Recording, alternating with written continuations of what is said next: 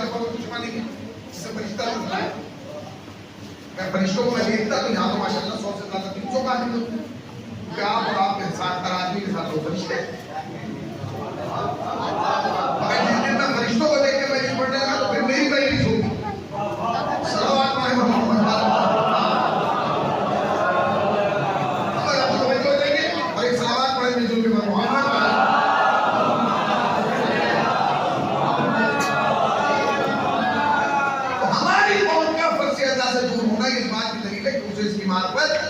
नहीं है, उसे इसकी हकीकत, इसकी अजमत का पता नहीं है, मगर हमारे दुश्मन को पता है। अब आप कहेंगे हमें पता नहीं, दुश्मन को पता, दुश्मन को पता है। दलील क्या है? दलील ये दुश्मन को पता है, दलील ये है कि आज तक आपने ये नहीं सुना होगा कि किसी मौलवी साहब ने कहा हो इस पिक्चर हॉल में नहीं जाना, पिक्चर हॉल में जाना बिदअत है, शिर्क है, हराम है, गुनाह है। आज तक कोई मौलाना नहीं मिलेगा तो ये कह रहा हूँ इस मॉल के अंदर ना जाना, मॉल के अंदर जाना बिदअत है, शिर्क है, हराम है। आज तक कोई मौलाना नहीं मिलेगा जो कह रहा है उस पार्क के अंदर ना जाना, बिदअत है, शिर्क है, हराम है। यदि जहाँ जाना हराम का वहाँ हराम नहीं कह रहा है, मगर 1000 मौलवी साहब है जो बहुत के आने से पहले कहते हैं इनकी मजलिस में ना जाना, इनकी मजलिस में जाना बिदअत है, शिर्क है, हराम है।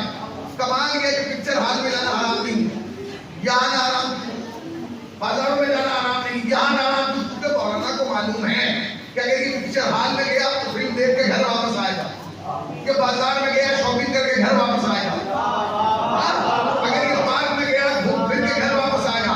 मगर अगर ये खुदा न खास्ता एक दिन में मजलिस में चला गया तो घूम के अपने घर नहीं मेरे घर आएगा और मेरे गिरबान पकड़ के कहेगा मौलाना ये तो बता जो तू आज तक बता रहा था वो कुछ और था, मैं जो आज सुन के आया हूँ वो कुछ और है।